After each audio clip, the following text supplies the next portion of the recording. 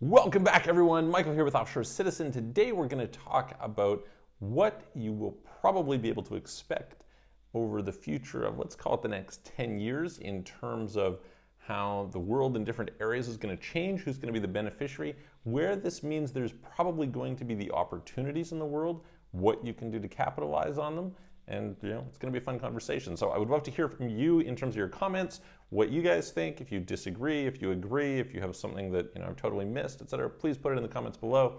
In the meantime, if you haven't already, please smash the subscribe button, click the notification bell, get updated on our latest videos, and check out the other ones just in general. And if you are at all interested in the subjects of international tax planning, so how to pay the lowest legal amount of tax possible, asset protection, offshore company formation, offshore banking or international banking, residencies, citizenships, how to get a second passport, etc. Please reach out to us. You can book a call with me, clarity.fm/Michael Rosmer. There's a link below, or you can check out our websites, offshorecitizen.net, offshorecapitalist.com. Okay, so having a conversation with a friend over the weekend, and he's from Canada, I'm from Canada, so we were discussing a little bit about what's the future of Canada, what does that look like? And in general, I think Canada, although it's perhaps one of the worst actually in terms of the trajectory. I was just looking at some charts of how much the debt to GDP has increased over the last year, and by far Canada's outstripping all the other countries. It's really terrible actually. In spite of that, I think that a lot of the other countries are going the same direction. And what I mean by this is there are some trends that are taking place, and these offer a lot of business opportunities for those of you who are watching. I'm going to cover some of those, as well as some ideas about what places are going to be getting better, what places are probably going to be getting worse, and so where you may want to plan to be as a result. So what are these trends? Well, the main trend that I think is relevant here is the shift of population. Okay, so what happened is that I've been employing people remotely for 10 years or so, right? And I always thought, hey, this is great, this is fantastic. But a lot of people were a little bit reticent to embrace that. You'd see a lot of companies that would suggest, proximity is power. Hey, listen, we need to have people locally. And I think to some extent, some companies that were more progressive had tested it years before and struggled with it. In other cases, companies were just, not willing to go down that road. And this year they've been forced to. And what they've discovered is that the tools have improved dramatically. People do not realize how much the world has changed in the last 10 years. And it's made things much better. And there's some natural consequences that come out of this that present opportunities and present some serious problems for some areas, and I think informs what you should probably be doing if you're not doing it already. What are these? Well, first of all, the moment that businesses started having people work from home, they have this realization of, hang on, why am I paying this expensive rent, right? So commercial real estate, boom, that one's gone, right? Office real estate, yeah, well, there'll be some of it, there will always be some, right? But in general, a lot less people. And likewise with business travel, right? Where we pay somebody to fly, business class across the country when they can do a Zoom meeting? No, that's not going to happen so much anymore. So that's going to be probably a permanent effect on the airline industry. Anyway, so we've got that. Boom, that's one expense. But the second is, once people start working from home, you can start saying, hang on, why am I paying these expensive Western wages, right? And by the way, it's not just the cost of wages. I posted something on Twitter. You can check out my Twitter a little while back, where I was showing if somebody earned 100,000 euros a year or 200,000 euros a year, how much they actually kept at the end of it and how much it cost the company. So for instance, in Sweden, I think it was, you would pay 200,000 euros, you would keep 99,000 of it or something like that, anyway, high 90s, and it would cost the company 291,000, right? So 2/3 of what that person actually makes is going to payroll, liabilities, taxes, etc., right? Terrible, terrible situation. And this is true all across the Western world. So you're in a situation where you say, okay, look, what are businesses going to do? Just naturally, businesses are going to employ abroad. And so this starts to lead to some of the opportunities, right? So I think there's two big opportunities that come out immediately from this. Number one is, hey, listen, of course, employ people abroad, right? Be ahead of the curve, learn to manage remotely, etc. You're going to get a nice differential.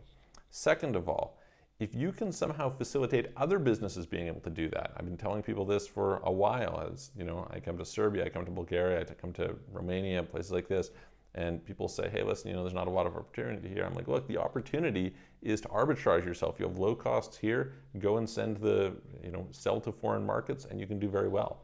So you can get people who are as smart or smarter, as hardworking or more hardworking, as dedicated or more dedicated in some of these other countries for a fraction of the cost. And it's not just the cost of labor, right?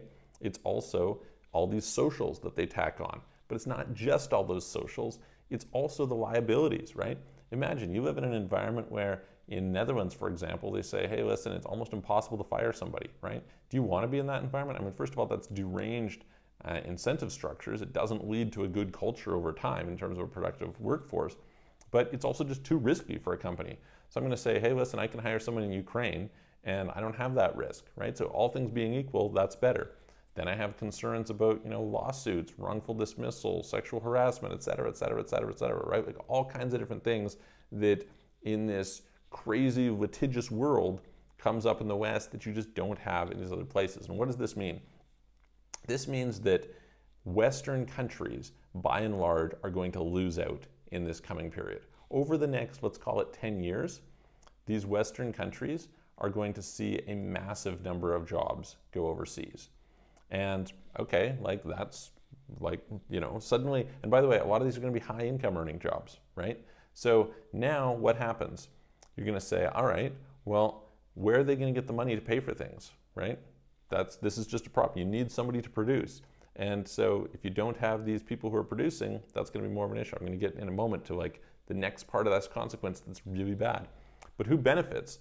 Well, Eastern Europe, Southeast Asia, Latin America, maybe to some extent Africa is coming up. I just hired somebody from Africa recently. Very happy, wonderful, wonderful person.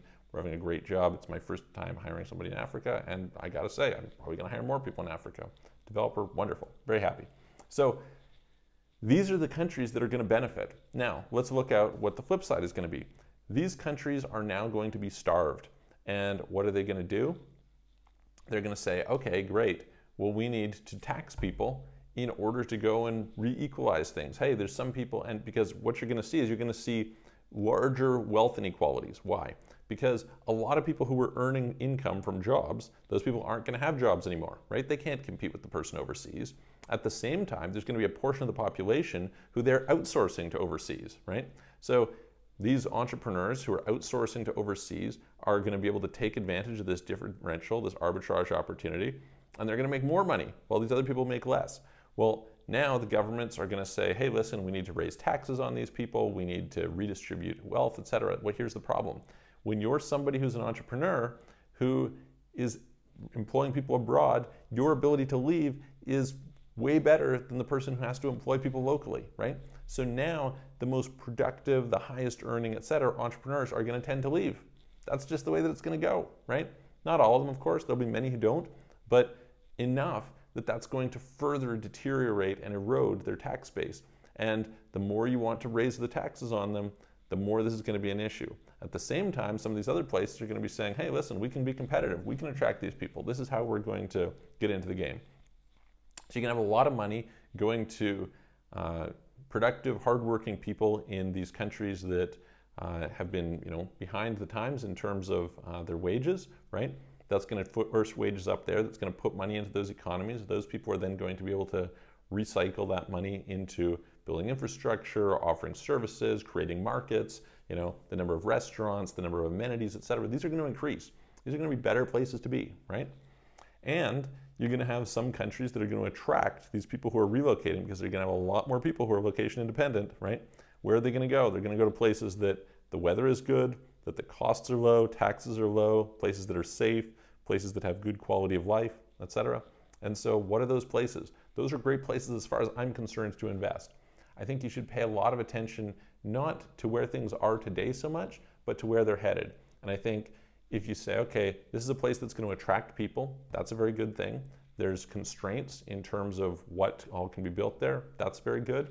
And it's going to be attractive in terms of not just the costs, but also the weather, etc. So I think if you're somebody who's kind of planning your future, you should at least start to internationalize yourself. You should start to be in a position where you say, hey, listen, what different ties and entry points can I get into some of these areas? Maybe I can free myself up to gain access. Maybe I can start making myself more able to work and do my business from anywhere, etc. So anyway, that is my prediction of what we're going to see over the next 10 years. I don't think it's going to be good for a lot of these Western countries. I think some of the developed countries that are perceived as being pretty good are going to, and I've started to talk about this over the last few months, say within the EU, you're going to see kind of a bifurcation, as some places that haven't done well traditionally are going to try and compete. They're going to use their competitive advantages to attract people there. They're going to give tax incentives, etc.